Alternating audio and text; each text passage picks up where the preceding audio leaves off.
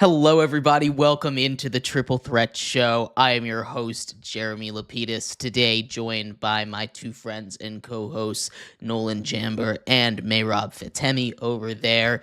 Thank you so much for tuning in. We have a lot to get into, a busy day in sports. The MLB trade deadline has heated up over here. We've had a lot of news around NFL training camp, extensions, injuries, and much more. But it is, of course, a Monday leading up into the NFL season. So we are here with yet another division preview today.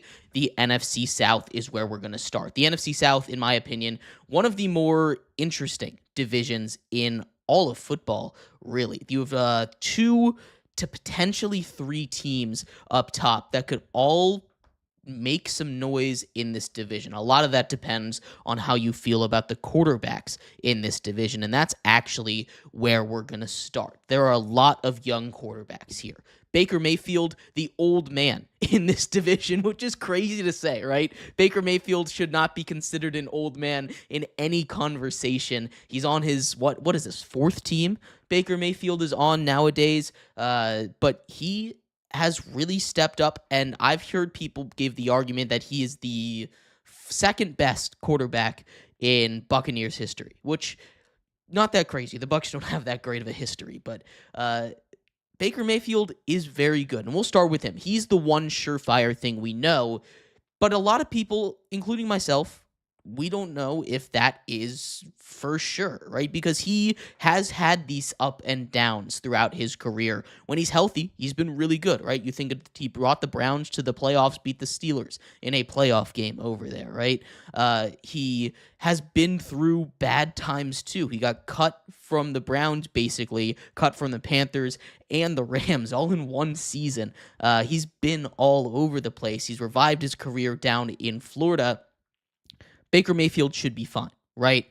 But the big question when it comes to quarterbacks, at least for me in the NFC South, and really what might make it the biggest difference for who we pick to win this division, is who's going to have that breakout season. Is it going to be whoever the starter is for the Saints? Is it going to be Bryce Young, who had a real great second half of the season after coming back from being benched? Or is it going to be Michael Penix, who as a rookie stepped in when Kirk Cousins wasn't getting the job done and honestly looked really, really good? Which one of these guys is going to be that big, who's going to be that big breakout season out of these quarterbacks in the NFC South is where we'll start here today, Mehrob. Yeah, we can always go with the Swiss Army knife, the fallback option. The guy that we know, like you said, that we know is probably leading this division right now in terms of reliability, being Baker Mayfield. You could say Baker Mayfield's the best quarterback in the division based on what he's done in the past, and based on what he's working with right now in Tampa Bay. But I'm going to tell you, the Atlanta Falcons are sneaky, sneaky good. Like, a lot of people are starting to sleep on how good Atlanta has become really quietly in the offseason. I really like how good Michael Penix looked late last season when he stepped in front of Kirk Cousins. And I think he's going to take off with the team, honestly. I really like this Falcons team. I like him and Kyle Pitts. We might see a resurgence in Kyle Pitts' career as well. He's been doing pretty well so far in training camp. I like the Falcons a lot, and I would still say Baker Mayfield for sure, but there's definitely the Michael Penix is definitely staying on the in the back of my mind here. You know what? Actually, that's a really good take. But I was just gonna say, I'm going the other way. I'm going to the Carolina Panthers. I think they will have, with their quarterback, this team is honestly one of the most underrated offensive teams in the NFL. You have a guy, Chuba Hubbard, one of the best running backs in the NFL as of last season, especially in fantasy, who I had on my team last year. So, I was tracking him a lot last year, and he was doing consistent 15, 20-point games. He was, for his, honestly, not quite strong offensive line, he was doing everything he can. He's a great receiving back, and he's a great running back. He can just find holes, he's fast, and he's shifty. And not even that. The receiving core this year, they got in their first round, their first pick, Tet McMillan. He's going to be a great receiver for them this year. You have, obviously, you just got Hunter Renfrow. Pulled him out of retirement to come and try to be a vet in the receiving room, where it's a lot of young guys. Xavier Legette, another older guy, Adam Thielen, who from Minnesota. They got some good, vets in that receiving room. But this Carolina Panthers team is going to be a very good on the offensive side of the ball. I think this team could definitely be a second place team in this division, maybe first, depending on the Bucks. The Bucks have a pretty strong schedule, so depending on how well the Bucks do, I think the Panthers could have, if their offense plays their cards right, they could be a very legit team in the NFC South and maybe take the 1 seed in that division. Yeah, one thing I want to focus on, and I'm kind of siding here a little bit more with you, Nolan, on this one. I love Michael Penix. He was my third favorite quarterback out of the class last year behind Caleb and Jaden Daniels, right? I love Michael Penix, what he does, and his laser. He's got an incredibly strong arm. Another year building up chemistry with Drake London, Kyle Pitts, and all the weapons over there is going to be huge. But the big thing that stuck out to me is we kind of saw a little bit of a breakout over there in Carolina. If you were watching down the stretch of the season, one thing that was clear and obvious is how great Bryce Young was playing under Dave Canales, the new head coach. He comes out early in the season, plays atrociously, gets benched. Happens. Not the greatest. It seemed like his career was maybe over. We were having conversations like that, or at least I was last season. But now Bryce Young goes up against, and they don't win a lot of games. They had issues in that wide receiver room. Xavier Legette struggled with drops. He really did. But Bryce Young kept them in games against the Eagles, against the Chiefs, 2 Super Bowl teams. They arguably could have won those games, playoff-level teams like the Bucs, like the Commanders. These teams that the Carolina Panthers were playing close in games that they should have or could have won down the stretch thanks to Bryce Young. And I'm looking for Bryce Young to continue where he picked off the momentum from last season. I think that's the big dark horse, the big X factor in this division. It is those young quarterbacks, Penix and Young, but also I just love where Young was, and I think he's still ready to grow and develop. You brought up that wide receiver room, Nolan. They've obviously drafted Tet McMillan, number 7 overall pick in this year's draft. He's going to be very good. They also pick up a guy like Jimmy Horn out of Colorado State. I love Jimmy Horn. I think he's going to be an excellent addition to that wide receiver room. You have Adam Thielen, you have Hunter Renfrow, you have Xavier Legette. This is a much better wide receiver room than it was last season. That defense is getting better. They add Christian Brown back, or Derek Brown, back. He's one of the best run stuffers, which is where they really struggled. Chuba Hubbard, you brought up. He was very good last season, earned himself a little bit of a pay bump and an extension. This is a Panthers team that is one of the more underrated teams in this offseason, at least in my opinion. That doesn't mean they're going to make the playoffs, right? This is still a Panthers team that picked 7th overall in last year's draft. They were low in what was a year of really bad teams. They were still in that top 10 comfortably. I like the spot that they're at, but when we talk about the NFC South in general, it has been run by the 2 teams at the top for years now. The Buccaneers seem to get the edge over the Falcons just about every season, but the Falcons have beaten the Buccaneers twice last year, right? That was where they had the real big advantage, and they still weren't able to win that division. This is an NFC South that I expect to be very, very competitive. But let's start at the bottom, where it's not going to be very competitive. I feel very strong in saying that we all think the Saints are not going to be good this season. The Saints have a very interesting quarterback situation of their own. Drafting Tyler Shuck out of Louisville in the 2nd round, having Derek Carr retire leaves them in a really weird spot. They've been bad against the cap. They've been pushing it back for years and years in the end of the Drew Brees era, and now it's time to pay the piper. It is up. You have to do it now. So now they're dealing with that. They don't have the money to sign a lot of these guys. They're trying to, again, deal with that salary cap, but the Saints are going to be bad. I'm going to point to one game that's maybe the most important game on their schedule. It's that Week 5 matchup at home against the New York Giants. Now, you think of that matchup and you say, wow, that might be the worst matchup of the entire NFL season, Jeremy, and you would be right. That might be the worst matchup of the entire NFL season, but that game very well could be the one that decides who gets that number 1 overall pick and potentially who gets the rights to Arch Manning or any of these other guys, like a Nussmeier over there, like a Lenoris Sellers, some of these guys that could go number one and change the fate of these two franchises. Arch Manning, of course, has ties, family ties, to both the Saints and the Giants over generations. So it's going to be very interesting in week 5 there, but that is the biggest game of the season for the Saints. Not in the way you want it to be. I think the Saints team is going to be bad. It's not an easy schedule. It's a tougher division than it seems like on paper. And you also have to play the NFC West, an NFC West that has the Niners, the Rams, the Seahawks, the Cardinals, all of those teams very good, right? All of those teams at least a lot better than the Saints are. All that being said, I have the Saints going 3-14 and getting that number 1 overall pick. I do have them losing to the Giants. I have them both going 3-14. But again, you lose that head-to-head. The Giants have the hardest strength of schedule, so they're not going to get any tiebreakers when it comes to draft picks. So the Giants just straight up have to be the worst team in the NFL by record to get that number 1 overall pick, putting them at a bit of a disadvantage. I've got the Saints going 3-14, Nolan. How far off am I from you guys here?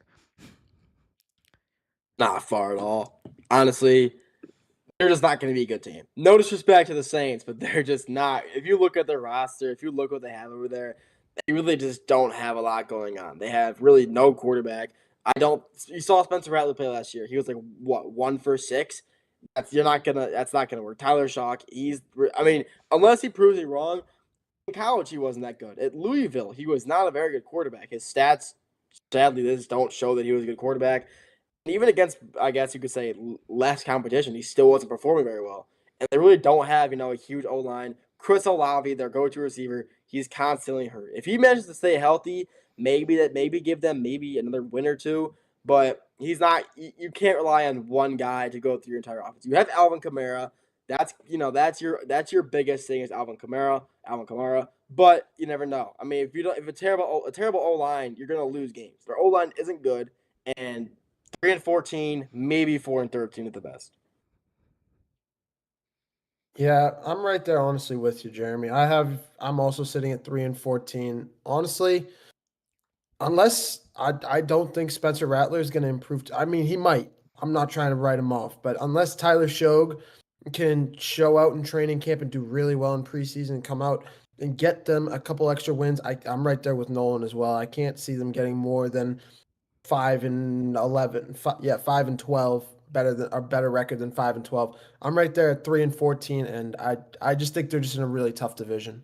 Yeah, tough spot for them. So they're down there at the bottom. We kind of sped through them. The rest of these teams, we're going to go through their schedule one by one, and we're going to have you guys pick wins, losses, and then we'll tally our group record at the end. Might make a nice little fair triple threat show, winner and standings of this division here. So we'll start off with the Panthers. We talked about what they have offensively. Bryce Young having that breakout season, getting a couple of guys back defensively.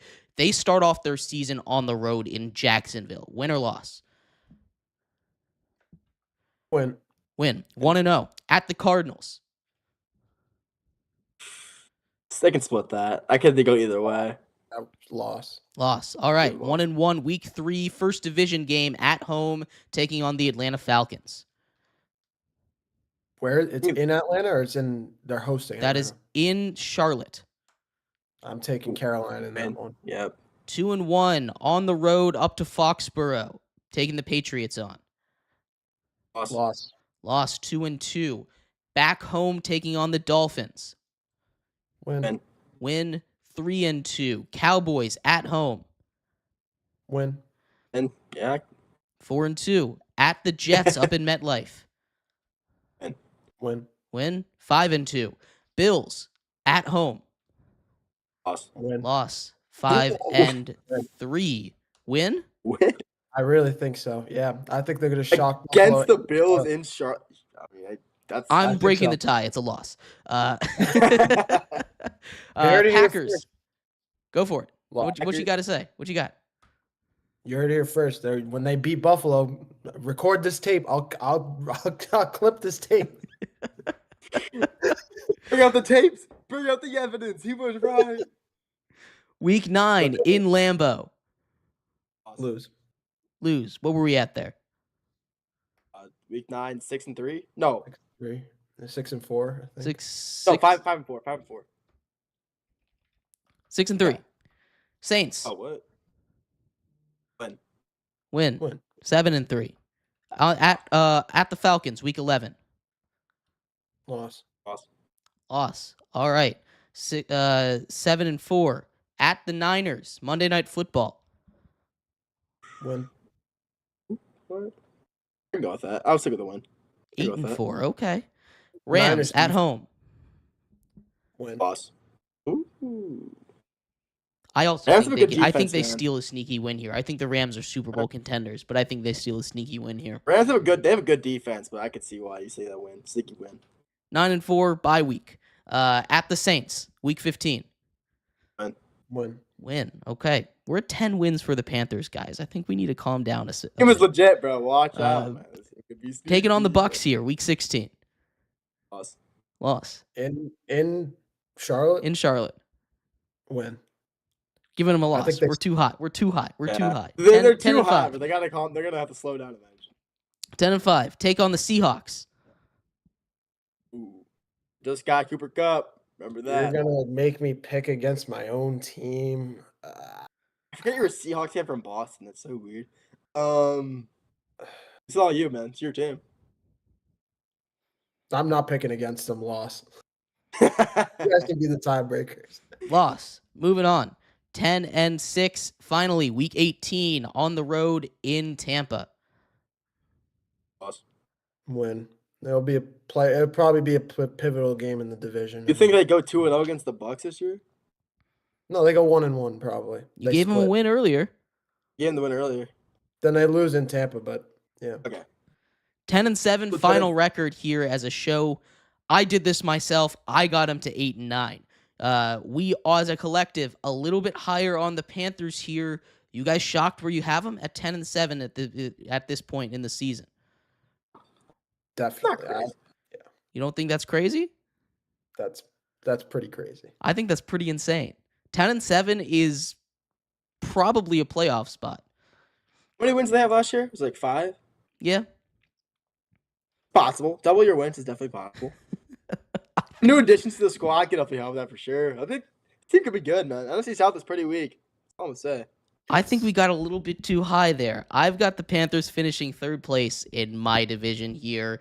Wins against the Jaguars week 1, split against the Falcons, split against the Bucks, as well as actually sweeping the Saints, honestly. But it's gonna be tough. It's gonna be tough. 10 wins is doable for them. I think that's the top tier of their outcomes. But that's going to be tough for the Falcons and Bucks to beat. We're going to run through the Bucks and the Falcons real quick. Just need win or loss from you guys. Bucks Falcons play each other in week 1. We'll do this from a Buccaneers perspective. Bucks win. All right. Win. 1-0. Texans, Monday Night Football on the road. Win. 2-0. Jets at home, week 3. Win. 3-0. Eagles at home. Loss. 3-1. At the Seahawks, week 5. Loss. Or win. No, win. Win. I'll take that back. 4-1. 49ers at home. Win. 5-1. Lions, Monday Night Football. Loss. Loss. 5-2. Saints at home. On the road. Excuse me. Win. 6-2. Bye week, then the Patriots at home. Could be a loss. I can go for a loss. Like, Pats are good, but at home in Tampa is going to be tough. I have them. yeah. 7-2. At the Bills. Loss. 7-3. At the Rams. Loss. 7-4. At home against the Cardinals. Win. Win. 8-4 against the Saints at home. Win. 9-4 Falcons, Thursday Night Football at home this time. Win. Sweep the Falcons. Okay, 10-4 at the Panthers. I think we had a win in this one. I don't remember. Make your call now, though. I think we had the Panthers winning. So We split it lost. against the Panthers. So Yeah, it was a loss. all right, 10-5 here, at the Dolphins. Win. 11-5. Finally against the Panthers, we give them a win. That's a split series. We have the Bucs finishing 12-5. Again, you're 2 win higher than I was. I had them going 10-7. This is a Bucs team that I like. This is a good Bucs team. The offense is going to be great. Again, the defense gives me some concerns. I think it's hard for them to get to that 12-win mark because 12 wins probably going to be close to the top when it comes to the entirety of the NFC. It is a good NFC too. We were talking before the show about how tough of a schedule it is. We come out here, give them 12 wins. The Falcons will run through here as well, but 12 wins just in general, you take a step back from the schedule. Is that too high for the Buccaneers? I think so. I'm going to take one back against the Texans in week 2 and give them a loss there, just because I think the Texans are going to be fully loaded, and they were a little bit hurt last year, so I think they're going to come out with especially in Houston. Yeah. So amend it down to 11. They're still at the top of our division here. The Bucs right now over under is set at 9.5 wins. Caleb in the chat says losing to the Patriots is crazy. But I agree. I don't think they beat the Patriots, or excuse me, I don't think they lose to the Patriots. I think they do take a win there. But finishing it off, the Falcons, right? Right now the team to beat is the Bucs at 11-6. They start off the season against the Buccaneers. We gave them a loss in that one at home. They go 0-1 to the Vikings on Sunday Night Football up in Minnesota. What's going on there? I think that's a win for Minnesota. I think it's 0-2 start. 0-2 divisional matchup on the road against the Panthers. Loss. 0-3 Commanders at home. Loss. 0-4 entering the bye week, the Bills on Monday Night Football. 0-5. Yikes. In Atlanta? In Atlanta, yes. I'll give them that one. Oh. I'm breaking the tie with a loss here. We're at 0-5. The 49ers Sunday Night Football over in Santa Clara. In the win. 1-5 breakthrough in week 7. The Dolphins at home. Win 2-5 at the Patriots week 9. In Foxborough? In Foxborough. Late in November, it's going to get cold. This isn't Atlanta. Yeah. Penix went to Washington and Indiana. He can handle the weather. Well, Washington it's not that cold in Washington. What are you talking about? Rainy. It doesn't get Massachusetts cold in Washington. It gets like 40s, 30s. I'll give them the win though. I think they win. You're insane. I'm also giving them the win. Give them a hot streak. I'm from Michigan, bro. I know this. Ugh. 0-5 to start the season. Rattle off 3 straight wins. 3-5 now. Traveled to Germany to take on the Colts. Win. Ooh, that sucks. Travel sucks. I'll give them the win though. Colts win. 4-game win streak. 4-5 back home against the Panthers week 11. Win. Yeah. Win. 5-5 against the Saints on the road. 6-5, 6 straight wins. Can they continue it against the Jets in MetLife? Yep. Win. It's gonna be what? Late November in New York. Week 13. Ooh. That's where the cold gets in. But I also give them the win. All right. 7-game win streak. 7-5 taking on the Seahawks at home. Week 14. Loss. Oh. All right, 7-6. The Bucs on Thursday Night Football, week 15. We gave them a win last time, so we're skipping this one over here. 8-6 against the Cardinals, week 16 on the road. Win. 9-6, week 17 against the Rams, Monday Night Football. Loss. In LA. 9-7. What'd you say? That's in Atlanta. probably a loss, but that's going to be a really close game. Loss on Monday night, 9-7. Finish off the season against the Saints. Win. That's a win. We have them at 10-7. So collectively, what we have done here is put a tie between the Saints, between the Falcons and the Panthers, with the Bucks getting the lead on this one. I also had the Falcons at 10-7 here. So we agree on this one as a collective. This is, again, a lot of these teams, both the Panthers and the Saints, who we both have at 10-7. It's going to depend a lot on those quarterbacks. How much do you believe in Penix? How much do you believe in Bryce Young is going to be the big question for you. But right now we have the Bucks in the playoffs. They join our collective standing playoff group in the Washington Commanders as the 2 division champions we've gone over so far. Those 2 teams punched a ticket. We will see how accurate that is. We'll keep track of all of that here for you.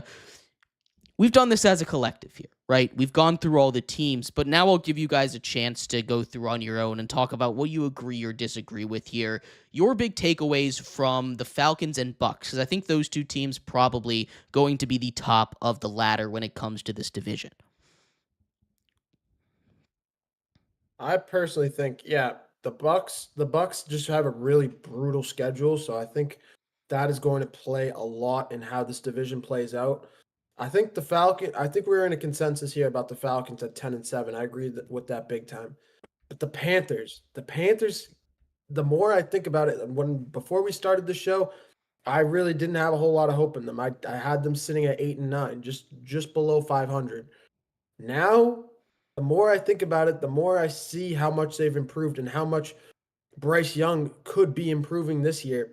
And I literally said I gave them 2 more wins. They probably are in contention with the Bucks for the top spot in the division. That might be a little bit of a hot take, but I think the Panthers are really good. They finished the season hot, and I think they're going to continue that surging this year, and probably my pick to win the division. My hot take. I agree, honestly. I mean, this is going to be, like we've all said it before, it's not going to be a very strong division. Obviously, the Saints is going to be free 2 wins for all those teams. But the Cardinals, not the Cardinals, sorry. The Panthers have just, they feel like this, them getting Renfro, with them getting McMillan, I mean, with them just getting, having just good receivers now. I mean, we don't know how good Ted McMillan will be, but if he plays like he did in college, like a 7th overall pick, like has been, he will be a great player for them. The running back room is good. The receiving room is good. Bryce Young has so much to prove. This is his year. He kept playing last year through horrible starts, horrible games. He kept pushing through. This is a Panthers team that is going to prove a lot of people wrong this year, I hope. And same with the Falcons. Michael Penix Jr. stepping into his first year as an official starter, coming out of his rookie year, is going to be starting not behind Kirk Cousins. He's going to try to prove himself. And him actually targeting Kyle Pitts now might have some success for him, because we all saw that Kyle Pitts is his number 1 guy right now in training camp, and Kyle Pitts we all know, is widely regarded as one of the greatest tight end prospects of all time, and he hasn't done any. The Falcons have done nothing with him. So hopefully, if Penix can make that connection, this Falcons team could be a good team, a really good offensive team. Their defense, it's not bad, it's not good, but it's good enough to keep them in games. And yeah, if their offense plays right, this could be a really good Falcons team that could maybe get out of the playoff slump. Yeah, I see what you're saying. I do. I think you guys are both way too high on the Panthers. I love this Panthers team, and honestly, I think I'm higher on the Panthers than a lot of other people are. But putting them at 10 wins, and 10 wins potentially even a playoff spot right there, although 10 wins, at least for me, when I've done it with 8 teams predicted, 3 of them have 10 wins in my preseason standings right now. So it's going to be a little bit crowded there, but that is right in the mix for a playoff spot. There's a chance they could get there, but I think we need to pump the brakes a little bit on them before we start saying something crazy about how good this Panthers team really is. They will be solid. I've drunk the Panthers Kool-Aid before, believe me. They're a fun team. But I'm just not quite there where you guys are at right now. Watch out, man. All I'm going to say is watch out. Absolutely. Team is electric. Yeah, they could do it. They could. They really could. I've got the Falcons winning this division, though. personally. I have them in a tie with the Bucks at 10-7. I know we as a collective had them at 11-6, the Buccaneers, but I think the Falcons end up edging them out here again, much like my second and third place tiebreaker, Mehrob, that we did with the NFC East, with the Cowboys and the Eagles at 10-7. It comes down to that tiebreaker, which is record against the NFC. And based on my projections here, I've got the Falcons out here just a hair better than the Buccaneers by tiebreaker this season. So I've got the Falcons in the playoffs, the Buccaneers at 10-7, fighting for their lives with the rest of that NFC over there. But we're going to take a quick break. When we come back, lots of big news from around training camp. Huge signings and extensions have taken place. Holdout updates. Shamar Stewart is in the building. We'll talk about that and much more coming up next here on the Triple Threat Show.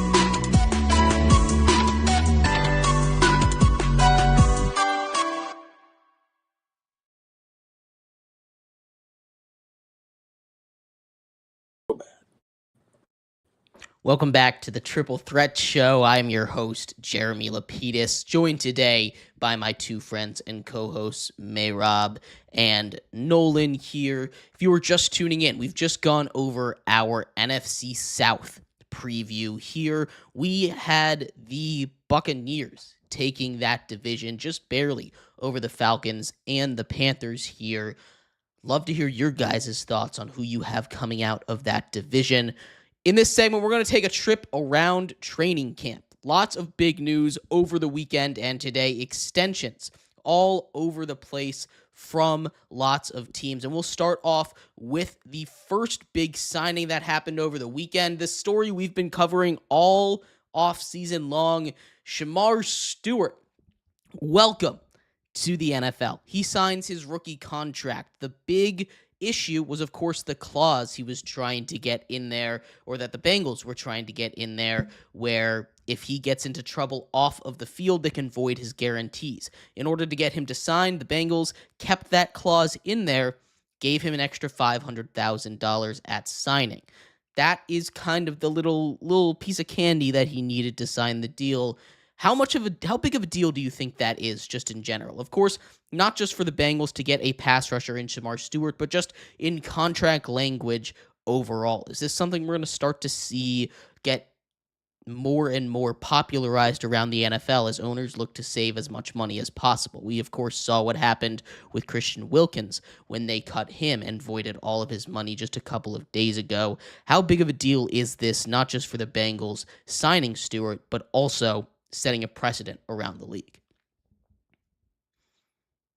Yeah, I really think it doesn't seem like a big deal on like looking at it from a bird's eye view, but when you look at this up close and how long this has taken, this is a big deal. Not only for the Bengals in standards with the Bengals, but in general across the league. We might actually start seeing second round contracts starting to be fully guaranteed, and that's a big deal, especially with a growing salary cap, especially with more star players asking for more money, especially with owners trying to dwindle that issue, trying to stop that from happening. Across the board, this is a big issue behind the scenes, and it may not look like a big deal up front. That's what I'm trying to say. But when you look at it from from the timeline standpoint, this is a really big deal. Yeah, I agree. I think this is something we're going to start to see, especially in Bengals language around their contracts. They've had stuff like this all the time. On the field, though, I think this is huge for them, right? They desperately needed pass rush in the worst possible way. They can now turn their attention towards their other big issue in Trey Hendrickson. Now that they've gotten this taken care of, do you think this A, helps their defense, Nolan, and B, helps them make something happen towards progress with Hendrickson over there? 100%. Shamar Stewart was obviously, he was their guy. The Bengals liked him. He was a great player at A&M, and he was a great just player in college. He just was a great pressure on. He's a great defensive pressure, constantly putting pressure on QBs, O-line. He's fast, he's shifty. He can do anything he needs to be to get to the quarterback. And the Bengals refusing to pay him just because like the void in the contract was still honestly just crazy to me, the whole situation. But with him finally coming to an agreement, them getting him paid, they can now finally focus, like you said, on Trey Hendrickson, who is possibly one of the best defensive linemen in the NFL. He is a phenomenal player. He's just a great player. And honestly, the fact that the Bengals even let him consider walking away and almost like just basically saying, I don't want to be here anymore, and just him not showing up the training camp is honestly absurd to me. For how good of a player he is, it's honestly kind of crazy the Bengals were just able to let him walk away like that. But now finally with him finally settling that score with Shamar Stewart, they can finally focus because they've now paid Jamar Chase, Joe Burrow. They have everybody on their team has been paid besides Trey Hendrickson. So whatever Trey Hendrickson wants, they should pay him, like straight up. They need that. They need him. They really do. Their defense is not good. They realistically just don't have a really good defense, and their D line is one of their weakest points. Adding Trey Hendrickson to that will make their D line their strongest point. So adding him is kind of a no brainer. Give him don't give him a max, but get him enough money to stay there for at least 3 or 4 more, just a few more seasons, so he's there and keep building that defense up. Maybe try to get in the future, keep building around that, try to get a better defense because what they have right now, the defense isn't that good. Yeah, the defense, horrible, awful. But a good start here, getting Shamar Stewart in camp, really exactly what they needed. Other massive extensions over the weekend, Jake Ferguson of the Dallas Cowboys extended 4 years, $52 million for him. Not the extension the Cowboys were looking, at least fans were looking to get, looking at a guy in Micah Parsons who is looking for a contract himself, but getting Jake Ferguson set up is really big. They, of course, let their last tight end walk in Schultz over to the rival team in Texas, the Texans, but now they lock up their tight end of the future, Jake Ferguson's 4 years, $52 million, putting him near the top of tight end money, a pretty solid deal for him over there. Deserves it. I mean, he's a great tight end. I mean, he's one of the most all-around tight ends you can ask for. Great blocker, great receiver. He's a strong guy. He's big. He gets the ball. He doesn't go down easily. I mean, he's a really good after contact receiver as well. He's a great tight end. He can do anything you need him to. Them signing him to that deal is a must need. Yeah, I think the Cowboys have a great deal with him. He's gonna keep being a great player like he has been for in the past few seasons. Yeah, it's a good signing. Maybe not a lot of money, but great tight end. Deny that. Yeah, definitely a great tight end. The other signing that I think is the bigger deal, just in general, has to do with the wide receiver position. Courtland Sutton, a star wide receiver for the Denver Broncos, wide receiver one for a while, signs a 4-year, $92 million deal. Not only is that big for the Broncos, but it's big for negotiations around the league. Terry McLaurin made an appearance at training camp, at Commanders camp the other day, did a bunch of autograph signing, did not suit up. He's not getting fined for that. He's on the PUP list right now, so he doesn't have to play or practice, but he showed up to camp.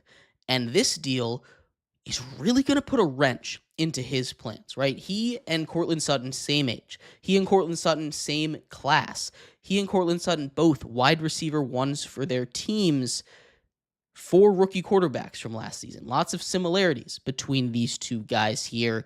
And yet, I think he's a better wide receiver than Courtland Sutton. I know we talked a little bit about this, Nolan, before the show, and you agreed with me there. But this is a really interesting spot with Terry McLaurin. I think that's a steal of a deal for the Broncos. Getting any wide receiver one-ish guy at $23 million in this economy, really good with where the NFL is at right now. But what does this mean, more importantly, for that Terry McLaurin negotiation where he was trying to get north of $30 million? Yeah, this is a big deal with Terry McLaurin. This is a guy that has been in search of a contract for the last 2 months or so, has not really been contacted. Well, that was a week ago. Has been since contacted, is dealing with a little bit of an injury over there in Washington. People talking about a holdout to a hold in now. There's a lot of discussion going on. There's a slew of different perspectives you can take. But especially with the Courtland Sutton deal now taking place, this is a big issue for Terry McLaurin trying to get a big time deal in Washington. And when we say big time deal, we just mean what he's worth, somewhere around $110 million a year $110 million for over 4 years, something of that nature, is what Terry McLaurin is looking at for right now. I don't really think he's going to get that anymore. He's most likely going to need to take a little bit of a pay cut, unless he has a master negotiator with him, one of the two. But when we're looking at Washington, this is a big deal, and the ownership is definitely going to take watch of what just happened in Denver. Yeah, all these deals kind of go against each other, go up for or hurt these negotiations, and this is a big tally against right after the momentum of that Garrett Wilson signing. It was a big tick for. What Terry McLaurin and his team are going to argue is he's like DK Metcalf. DK Metcalf's, again, same age, same class, right? You need to pay him like that. The difference is he went to a different team. And when you hit free agency or you get traded, you're generally going to get a little bit more money than if you're just getting an extension. Now, this one is going to hurt. I've heard numbers around $28 million as a compromise. That feels more and more likely as time goes on here towards that camp. Other wide receiver news, Treylon Burks cut. One of the bigger busts in recent memory, of course, his legacy, being traded for A.J. Brown. One of the worst trades in NFL history, the way that it's gone. A.J. Brown, in my opinion, the third best wide receiver in the NFL, just completely changes the offense when he's on the field. Was a huge part of that Titans team when Vrabel was there, when Derek Henry was there, when they were winning games and not being the worst team in the NFL. Now Treylon Burks is out, doesn't even make it through his rookie contract, marred by injuries, which suck. But he was never the same after after he suffered a concussion in his rookie season. He was playing special teams for them last season, and now he is a free agent on the waiver wire. I don't really expect another team to pick him up in any real capacity anytime soon. Am I misreading that situation? No. He was, before his injury, he was a great receiver. He really was. fast. And obviously, he's a rookie, so he's younger. He was fast. He can do what you needed him to. After injury, you're never the same after an injury. You're never the same like you were. You can come back, but you're never gonna be the same player you were after an injury. And it just happened to him. You just happen. Your game slows down. You're not the player you were.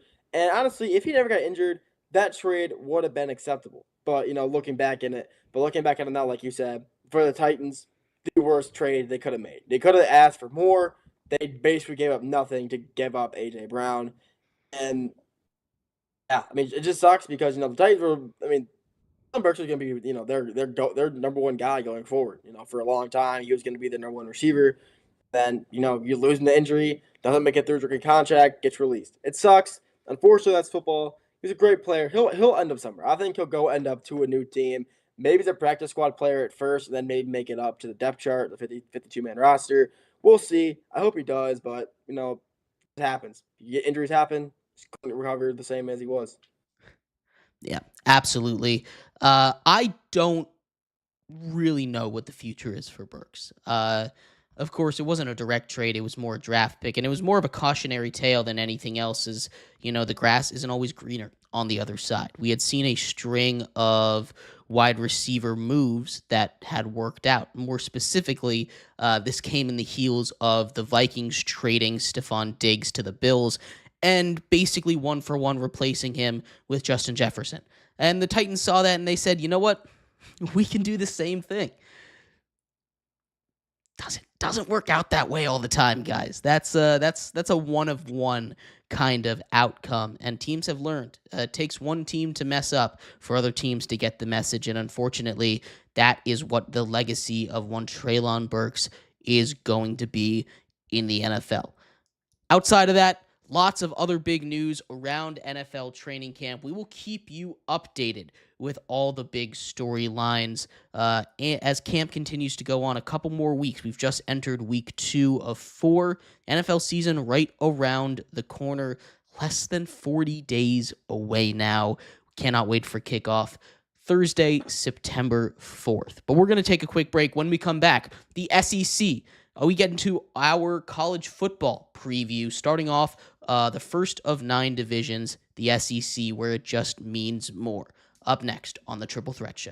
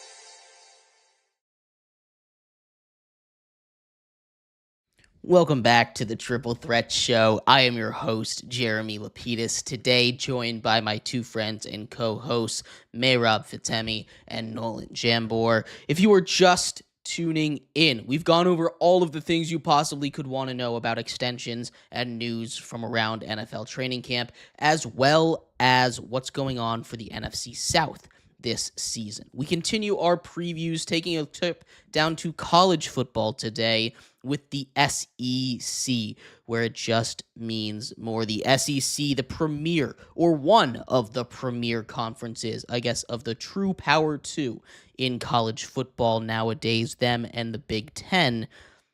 Let's talk about a couple of contenders off the top. The SEC is deep. It has the best football in general in the country from most of their teams. You have at the top, of course, your Georgias, your Alabamas, your Texases, these guys that are going to be year in, year out, your college football blue bloods. Tennessee made the college football playoffs last year. You have LSU, who has one of the best quarterbacks in the entirety of college football with a guy like Garrett Nussmeier. Florida with a Heisman dark horse in DJ Lagway, as well as South Carolina with Lenore Sellers. A lot of great options in the SEC. Ole Miss out there as well, and Texas A&M. That is a lot of teams. That's a lot of teams out there that could be near the top of it. Oklahoma, a little bit of a dark horse option as well for them with the way that defense could play and a new quarterback for them. What's your read on the top of the SEC this year? There's some teams I'm sure that you're a little bit lower on than some others over there, Mehrob. Yeah, there's definitely there's a slew of teams in the SEC, like you mentioned, the deepest conference in not only college football, but probably one of the deepest conferences in all of sports right now. Um, you definitely have to go. You have to obviously put the blue bloods up there, the Alabamas. I'd probably put Texas. The Arch Manning situation going on in Texas is really interesting to watch, and that is something that's high on our hit list to see this upcoming season, how he's going to be doing in Texas in the orange, if he's going to be improving after some of his showings last season. Um, I, but a team that I really think is going to show out this season is South Carolina. A player specifically, Lenore Sellers, a guy that I have high on my Heisman list as well. I think he's going to be an absolute stud over there in South Carolina for the Gamecocks, and I think do not be shocked if you see South Carolina creeping up the list of the top 25 and sneak into that college football playoff. I really think Lenore Sellers is the real deal, and I think he's probably one of the best, easily a top 5 quarterback in the SEC. Yeah, no, Lenore Sellers is one of my favorite players. That end of season stretch for the South Carolina Gamecocks is one of the hottest stretches of football that I've seen in a very long time. I wanted to sneak them into the playoffs. They were actually my final team in the playoff rankings last season. They're one of my dark horses to win the SEC this year. They don't quite have the same upside as a Texas, who I expect to win the SEC with everything that they've got going. The Arch Manning, of course, being a big part of that. He, in limited action, has looked really, really good for Texas last season. And of course, the rest of that roster is nothing to scoff at either. Georgia's defense, always an issue. I'm a little bit lower on the Bulldogs this year because I don't trust that quarterback situation. It's a bit of a mess, and we saw it kind of play out once we saw their quarterback go down with injury in the playoffs. They didn't quite look the same. Still great. Don't get me wrong. They're still going to win 9, potentially 10 games this season, but that is not the same Georgia team that we expect under Kirby Smart. Alabama's going to be up there as well. What are your thoughts on some of those blue bloods, Nolan, near the top of this SEC conference? I think that Georgia, out of the blue bloods, out of Texas, Bama, and Georgia will be the worst of those 3 this year. By that, I mean they'll still win, like I said, 9 or 10 games. But I think Bama will be better, and I know Texas will be better. I think Bama is just going to have – I wouldn't consider it an off year, but for recently, Georgia standards, I think they're going to have a quote-unquote off year. I think they'll maybe win 9 to 10 games, and be the third out of the 3 teams. I just think they're gonna have a slow year. I think Bama is just gonna be. I think this is their year. The Bama is just gonna be a good team. I hope, and Texas is still gonna be Texas. Texas is still the best team in college football. I think they will. I think this is. I think they are. I believe they're title favorites right now. I think they should be. They are gonna be the best team. They're gonna have the one of the best quarterbacks or youngest quarterbacks. Great receiving room. Great all. I mean, it is an all around perfect team. I mean, this is Texas's year. I think this is the year that Texas could actually make a really deep run, even though they did last year. But this is going to be a year that Texas could prove everybody wrong. I think it's going to be, Georgia's worst year for the past few seasons. By that, still win 9 to 10 wins, and then Bama second, Texas third. Yeah, one of these teams that I think is interesting is Tennessee. They've had a really wild offseason. Quarterback Nico Imaliava, a guy that they expected to be there long term, wanted some more NIL money. They kind of do a weird quarterback swap with UCLA, getting Joey Aguilar, who started for Appalachian State last season, in the last couple of years over there. What do you think of them? Because they were a team that made the playoffs last year, went 10-3, third place in the SEC, like you were just talking about with Georgia. Is there a spot for Tennessee up here, or are you too worried about that quarterback position and what they're going to do without Nico to be any kind of threat in the SEC this year? I think losing Nico honestly was, it's a concern. He's a big name guy, he was one of the highest rated quarterbacks in that class, freshman class last year. If you look at his stats, he really didn't do too much special. 12 touchdowns, 7 interceptions, with about 2,000 passing yards. He's really not that special for what he was asking for. He really wasn't, not a crazy. He's easily replaceable. Respectfully, he's a replaceable quarterback for the standards that he put out last year.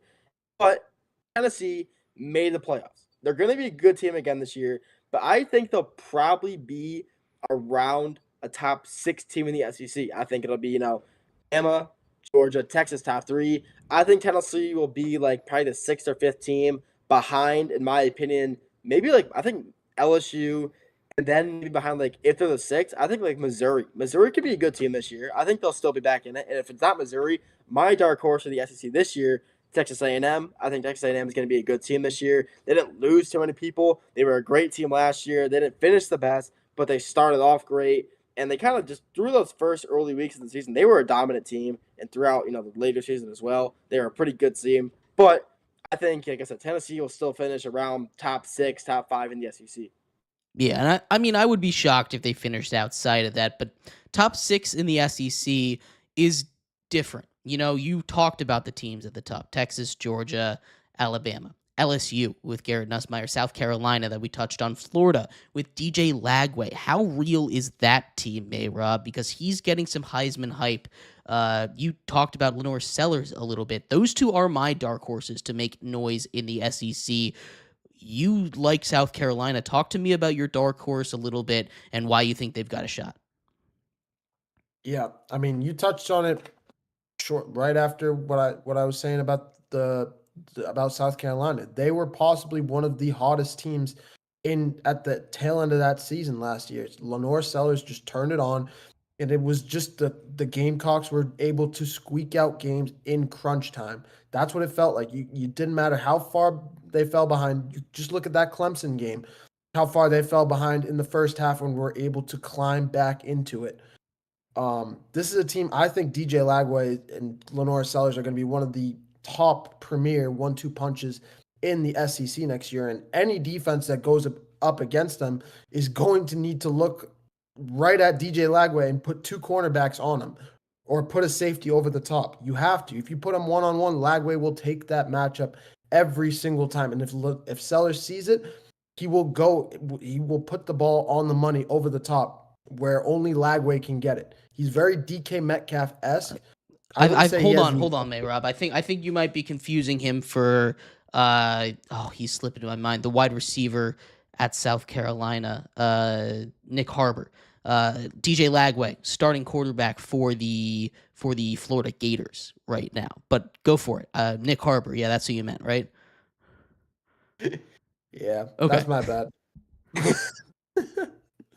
Well, yeah. Can't rewind the tape on that one, but yep, that's exactly what I meant. Nick Harbor. I think you know where I was going with it. So Nolan, I'll throw the pitch to you on this one, and you can finish it off. My dark horse. Well, I already said my dark horse. I think it's gonna be Texas A&M. Florida's gonna be a great team. Don't get me wrong, but Texas A&M, like I said, they had a pretty solid season last year, and I think they didn't really lose too many people in the portal going to the NFL, whatever. They still have a great quarterback, Marcel Reed, running back Levon Moss. I mean, they're gonna be a good team. They have some great wideouts, great fast wideouts. Terry Bussey, Mario Craver. They're gonna be a solid squad. Their defense is kind of their weak point. They don't really have too many strong defensive players. They have a good defense. It's nothing bad, but it's not, those standout guys that I'm going to see and say, that kid's going, top 10 in the draft. Obviously, it's pretty rare to see a guy like that, but they don't have any, high caliber defensive players that can kind of stop a guy like DJ Lagway, a guy like Arch Manning. They don't have players like that. They have enough weapons on the offense to get them to maybe like an 8-4, 9-3 season. If they're lucky, they're in the SEC. They are in the hardest, and I will say that, the hardest conference in football, at least for this year. I think that it'll be harder than the Big Ten. But, I mean, they're a hard conference. So, whatever team it's going to be rough. But Texas A&M, I think they'll have a pretty legit year. I think they're going to finish strong. I think they can make a playoff this year. I hope they do. I think, because like I said, they're my dark horse. I hope for them. I root for them. And let's see how they turn out. So, I don't know. I'm excited, though. It should be a good season in the SEC here. The Florida Gators I want to touch on a little bit because DJ Lagway is one of these guys that is going to be a Heisman favorite. What he did when he was on the field, I know they split time with him last season at quarterback, but he took over down the stretch. When he was out there, that was a much, much better Florida Gators roster than it was without him. Now he gets a full season. He is still a freshman. Right, this is still a young kid. He's going to be out there for at least the next couple of seasons. Hard to get much higher up than Florida over there.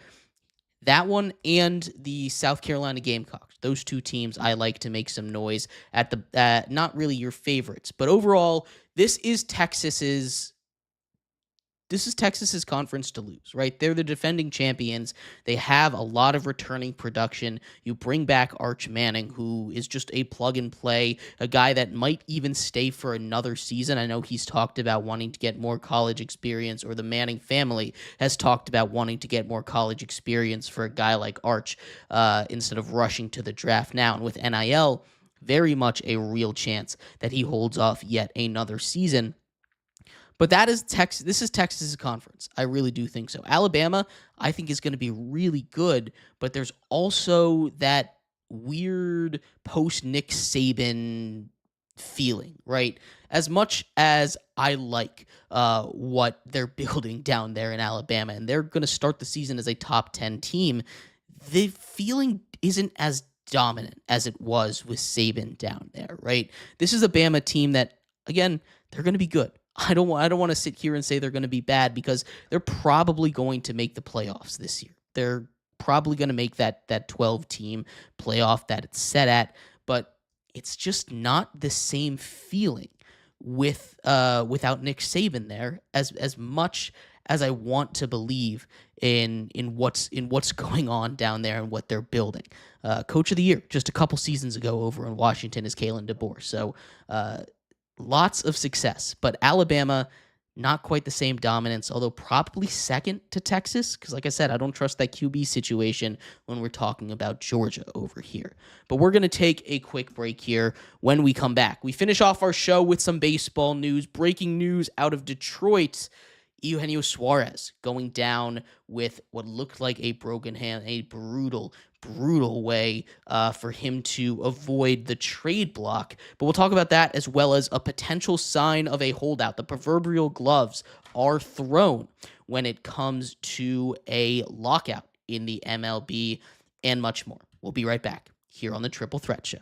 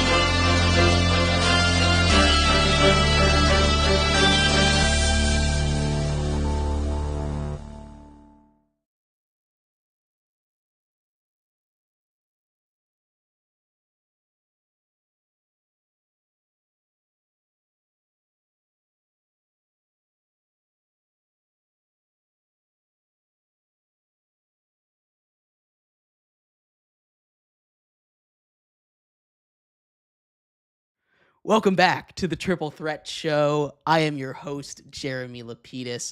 If you're just tuning in, these are my friends and co-hosts, Nolan and Mehrob. We just finished going over the SEC, the NFC South, and news from around training camp in the NFL. Week 2 of 4 has just kicked off. We're going to finish off with some big baseball news. Of course, the trade deadline right around the corner, but it's not just that going on right now. There also has been 2 massive pieces of news that has broke earlier today, and we're going to start there before we get into deadline news.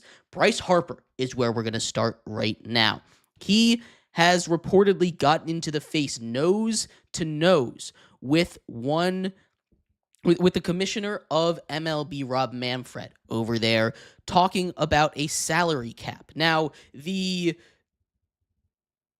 CBA expires at the end of the 2026 season, and if you were paying attention to the baseball negotiations back in 2022, it was bad, to say the least. It was not good. It was they ended up delaying the games. Spring training was delayed. The season didn't kick off, or first pitch wasn't for about a month later than what they expected.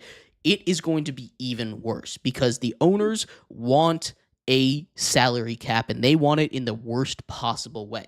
The MLB is the only major North American sport that does not have a salary cap right now. They need to be able to compromise, but there is real thought that they could miss not just the beginning of the season, not just the middle of the season, but all 162 games. The players have said that they're willing to skip out the whole season because this is a hard line in the sand that they've drawn. Now, in general, in negotiations like this, we don't see the players win. That's just what happens when the owners are billionaires and they have the best lawyers on the planet. And they had simply more money than the players, especially the players that aren't your Bryce Harpers, the players that aren't your Juan Sotos and your Shohei Ohtanis that are making hundreds of millions of dollars. These minor leaguers, more specifically, are going to struggle a lot because of this lockout. It happens every single time. It always happens that the owners tend to win the court of public opinion as well, which I think is stupid because they're billionaires. And people always complain about players being too greedy when the owners are the ones that have them out-greeded by about 10 times, right? It is always a battle here, but this is the first of the signs that this is going to be a messy one. We've seen baseball players miss out on a World Series. The lockout of 1994, when the World Series was completely canceled. Baseball was saved, and that was probably where baseball started going down, saved by that Mark McGwire, Sammy Sosa race, home runs just a couple summers later. If there's another lockout here, I don't think we see something like that saves baseball. This is something that legitimately could kill Major League Baseball in the U.S. if it's a full season lockout, because this is not the time. Baseball is gaining momentum. They need to keep it going. I don't know how much leverage the owners really have, especially if they want that league to survive super long term. Just gotta pay him. At the end of the day, I mean, I do like, the reason I feel like there shouldn't be a salary cap is it's just, it's historic. It's been around for, MLB's been around forever, I feel like. It's the oldest and most traditional sport in America, and there is forever and hopefully will never be a salary cap. That's why they're able to pay these, Juan Sotos for 14 years, $745 million, or, a guy like Shohei Ohtani or Aaron Judge. I mean, they're able to pay these guys that money. If you're not able to pay those guys that type of money, why would they want to pay or play in a league that's not going to pay for their skill? That's not going to pay up to their standards. That's why I think it's a good thing. You're not going to have a guy like Shohei Ohtani playing for the Cincinnati Reds on a 4-year deal for, I don't know, $87 million. He's not worth that. He's worth 10 times more of that. I think it's the right thing to keep the salary cap. I know the owners don't want to because they have to keep spending money.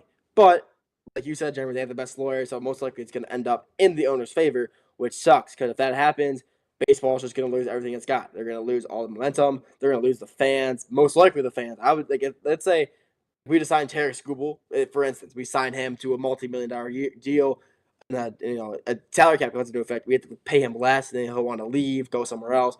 I'm just going to not like the game. We get losing players because they want to be paid more for stuff we can't afford. Just like smaller market teams, This sucks. I think there shouldn't be a salary cap. There probably will be, which does unfortunately. Will that'll suck. But until then, we'll have to wait and see. But I really hope there's not one. So let me tell you this: there will be a salary cap. The owners are going to win this battle. It's going to happen. It happens every time. I'm going to read MLB's fortune right now. What the players can win, though, is they can get a salary floor, and that is what they want. The big issue with baseball is not necessarily that contracts are getting out of hand. The owners have the ability to pay for money. The issue in baseball is the fact that there are cheap owners out there. We talk about the Pirates. We talk about the A's. Look at what they're doing playing in Sacramento because they're literally homeless right now, right? They don't play their players. There are players, singular players, that are making more money than entire rosters are being paid on a per year basis, right? That is not okay. There needs to be a salary floor. And while there will be a salary cap, I'm telling you this right now, July 28th, 2025, there will be a salary cap. That is not a hot take. The owners win these battles. What the players can do to quote unquote win or survive in these negotiations is to make them commit to a salary floor. If that is successful, that is the only way that I think they avoid a lockout. It needs to happen. They need to compromise. But the owners, they don't tend to compromise. It doesn't happen. They had deals in 2022, but the owners were just flexing their muscles, saying, you know what? You're going to give us exactly what we want, and we're not going to budge. That is not okay. And that's what I'm scared is going to happen again. Because the players, when it comes to salary cap, that is the two dirtiest words in Major League Baseball circles right now. You cannot say those words together. It is like a superstition. It's bad. It is that bad. They are willing to throw this league away and play somewhere else. It's going to happen, but it's going to be dirty. It's going to be nasty. And I'm telling you, at least half of the 2027 season is going away. That is how bad this is going to be. But this is the first real sign. We all knew it was gearing up for something, but this is the first kind of shot that's being thrown right now. Coming from Bryce Harper, it means a lot more. He's kind of a voice of a lot of players. He said, get the F out of our locker room if you're going to talk to us about salary cap. That is a declaration of war, if I've ever heard one, when it comes to CBA negotiations. Outside of that, the other big piece of news, Emmanuel Clase. He has been put on the non-paid break list right now for suspected gambling. And it's coming again a lot like his teammate Luis Ortiz, who is suspected of throwing one pitch to get those ball or strike guesses. He has 11 out of 22 pitches in 0-0 counts when the bases are empty. 11 of 22, half of them have been deemed non-competitive. Clase was a guy that potentially was going to get traded, a guy who is one of the top closers in Major League Baseball right now. He was the best closer last year. I thought he had a chance at the Cy Young competing with Tariq Skubal over there. He was amazing. He still is amazing, but this is something that's going to happen more and more as gambling becomes more prevalent. This is why Pete Rose was a cautionary tale, and allowing him to the Hall of Fame, I think, might be another issue. He's being allowed to be voted on getting in the next couple of seasons, and I think he'll get in. I really do think he will get in, but that's going to be something that to watch as we go forward here. We've now seen 2 on the Guardians right there, and that kind of indicates to me there's a bit of an insider gambling ring on that team specifically, which hurts the integrity of the sport. And that's the most important thing sports have. I've gotten up on my sports soapbox many times over my career doing this kind of thing, right? I've talked about how dangerous it is to mix sports and gambling, and we're seeing that happen over and over again. One pitch is not that big a deal, but it's a slippery slope, right? One pitch turns into one at bat. One at bat turns into one inning. One inning turns into one game. One game turns into a couple starts, and it just keeps going. It's good that they're cracking down on this. It is, but it's bad that it's getting to players as good as Emmanuel Clase that are getting paid near the top of the league. He's already been paid. He doesn't need this money. This is something that he is doing selfishly for people, other people. He's obviously not doing that bet, but it is scary. scary how much the claws of gambling have already stuck their way into sports. And it's only going to get worse with the next generation that's coming up. I know coming up through college, gambling is everywhere. I can only imagine how kids 5, 10 years younger than me that have had legal gambling their entire lives are going to have this happen. Gambling was legalized when I was a freshman in college, at least in my state, right? I hopped on that wagon and I dabble, right? I do my thing. I dabble a little bit, but there are going to be kids that grow up with it. We see it in technology, right? It's the same thing with phones, right? I grew up when the iPhones came out. Now these kids are on the internet 100% of the day, it seems like, right? They don't go outside anymore. It happens. It happens as things just get more normalized. It's going to be a problem. We're going to see a lot of gambling addictions in athletes because that community, it has such a big crossover. It really does. It's going to be an issue in the next couple years. There needs to be some kind of legislation and something to be figured out because it's only going to get harder and harder to track as time goes on. This is the first couple of many, and I really think we're going to hit a sports emergency in the next 5 years where it's going to be a massive problem every single league. Just something to look out for there. Outside of those two big stories, lots of trade deadline stuff. But before we get into that, did you guys have any thoughts on either of these two stories around the MLB? Yeah, Jeremy, the gambling issue that's going around sports is a big issue. I just wanted to take a second and really staple that in because that is really going to be a big problem. The fact that you have apps like Fliff that are readily available to anybody that's like, I think it's like 13 years and up, if not even less than that. When you have apps that are just floating around that pretty much promote even fake gambling, but it's just a site that has the exact same format, and then they turn 18 or they turn 21 and they're like, "Oh, let me get a DraftKings. Oh, let me go to the casino when I turn 18." Like, what do you think is going to happen? What do you think is going to happen to these kids that are just living in a generation that's just so easily accessible these days? It's an absolute mess, and yeah, sports is going to be in a big time crisis sometime around 2030, 2035, even less than that. Do not be shocked if that's a big issue coming soon. Look at us, Mehrob. Old men yelling at clouds here. That's Hey, just how it goes, right? I was in high school when it got legislated, and the second it got legislated, there were people on their phones that were already betting. Mm-hmm. Like, I was in high school, and it was already around. Never mind now, these kids in middle school growing up. Yeah, that's how it goes. It's dangerous. It's a slippery slope, but times change, and we're just gonna have to deal with it. It's just something that where you have to be aware is coming. And like I said, the sports apocalypse is coming soon. It can either be the end or it can be the beginning of what's just going to be real tough on a lot of these kind of guys. Some discipline is going to really need to be in order. But as we hit the trade deadline, just a couple of days on Thursday, some big pieces of news. The most recent breaking piece of news, probably the best bat that was going to be out there, Eugenio Suarez, just seemingly broke his hand. He was just hit by a 96-mile-per-hour pitch in the ninth inning of a game against the Tigers tonight.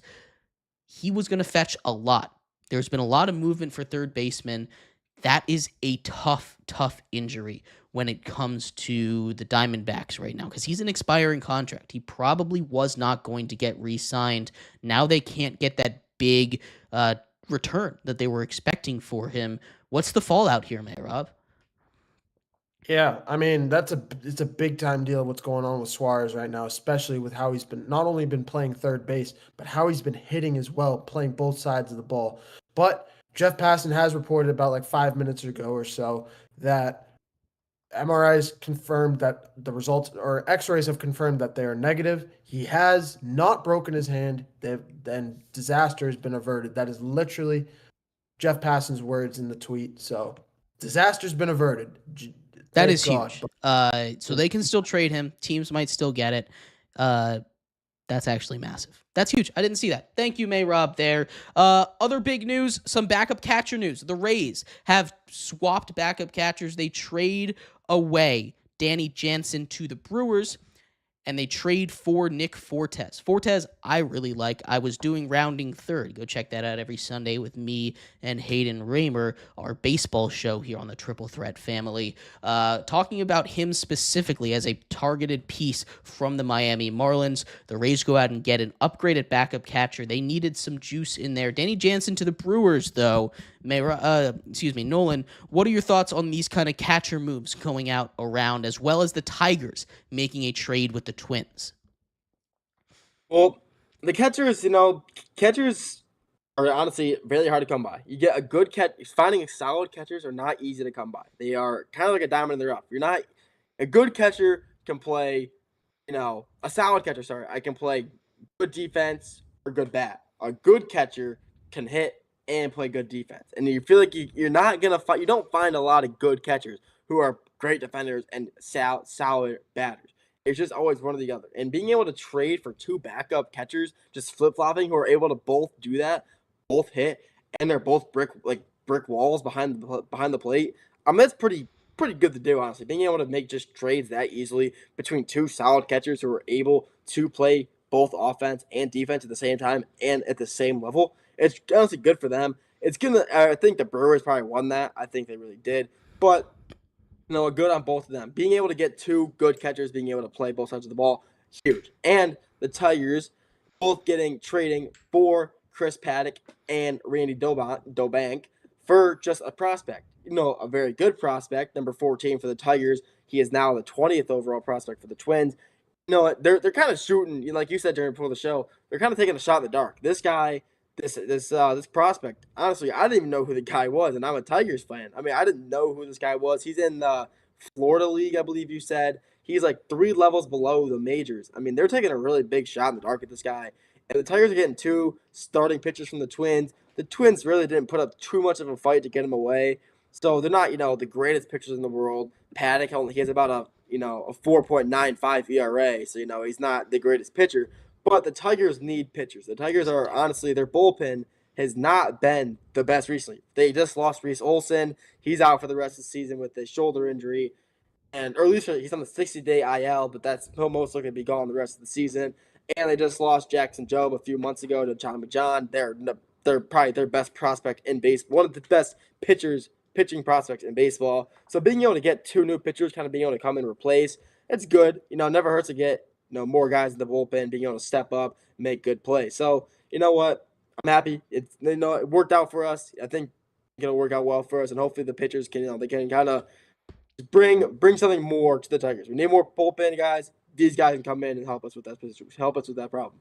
Yeah, they get a couple arms. That's huge. They're major league ready for a guy in the Florida Complex League, which, if you're thinking about it, you got AAA, then AA, then High A, then Low A, then maybe the Florida Complex League, but there's like 5 of those leagues. So at best, it's 5 steps away from the majors. So it's a shot in the dark there, but getting a guy that's top 20 for 2 major league arms, pretty solid return. But like you said, I like this, especially now. We talked about that lockout. I think more teams should go all in because we don't know how bad this is going to be after 2026. Push all the chips to the center of the table right now. Make that run if you're close. Go and be aggressive if you are the Tigers. Maybe the Tigers trade for a guy they just hit on the hand in Eugenio Suarez. Get some more bats over there. I think that would be a really good fit for him. We could see it happen. Outside of that, the last thing I want to go over before we end our show, let's talk about the New York Yankees. They've been a little bit busy. They trade for Ryan McMahon right at the tail end of our show last time on Friday. Fix that third base spot. He's coming. He's a pretty good series early on for the Yankees. They also trade for Ahmed Rosario from the Washington Nationals. 2 guys, Rosario, who was a very highly picked player in his draft class, has not really lived up to expectations, but a really solid bench bat, can play as a utility role really all around the infield, backup second and third base, as well as shortstop and first base if you really need him. But the Yankees, when they play good defense, they win games 42-22 when they don't have an error. Ryan McMahon going to help them out defensively. He's generally a good defensive third baseman. He hasn't had the greatest season over in Colorado. But you can't really blame him when the Rockies are having the worst season in MLB history for not really doing his best. So maybe a change of scenery can do a lot for him. They don't need him on the offense. Although with Aaron Judge going down, having a guy like that could be pretty helpful, who already has nearly 20 home runs on the season. Your thoughts on the Yankees moves, both of you, and then we'll go ahead and call it a day. Yeah, the Yankees have done pretty well so far addressing that third base. Ryan McMahon is a big-time move for them, a sneaky move for them. But if you think that is enough, if you're a Yankees fan, if you're the Yankees in general, if you think that's enough to kind of turn this issue around, it's not. You're going to need some more than what you've gotten. You've done well. You've made some moves. You've improved. But you need to improve more if you're going to be able to catch up with the Rays or try and hold off the Red Sox. I know that sounds a little bit biased just because I'm wearing the Red Sox hat, but I have to talk about if I'm talking about the Yankees, we have to talk about it straight up. Whether it's straight up about just sports, or if I'm from Boston, I can't just fully talk about them. So when we're talking, I think they need to improve some more, and yeah. That's it. That's fair, especially with Judge being out. Judge being placed in the IL for a few days. Just recently, the Yankees were just not playing good baseball. They were on multiple game losing streaks. They were just playing just not good baseball. Obviously, lost the lead to the Blue Jays after having about a 7.5 game lead. They're now down about 4.5, 5.5 games.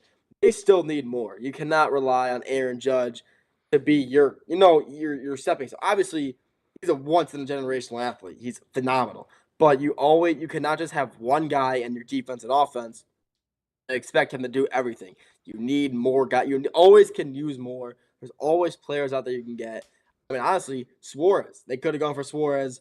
I'm not saying what they got was bad, but what they got for, like you said, for Yankee standards is absolutely not enough. They need one more player to kind of come step in, especially in that infield, especially third base, honestly, and just fill in the spot. They need more, maybe another pitcher, because their pitching has been kind of subpar recently, and they just got to. They're one big player away from maybe possibly getting that one seed back in the division, passing the Blue Jays.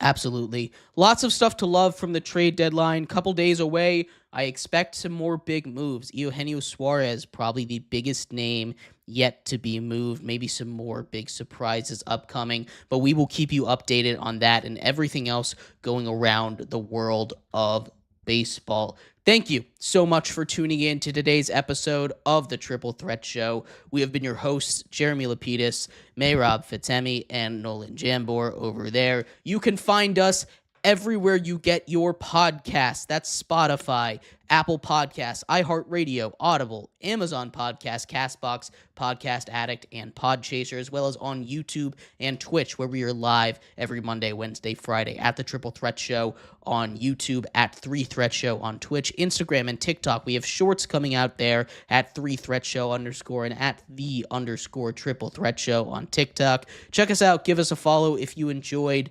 And tune in on Wednesday for some more coverage, everything going on around sports. You all have a great one. Bye-bye.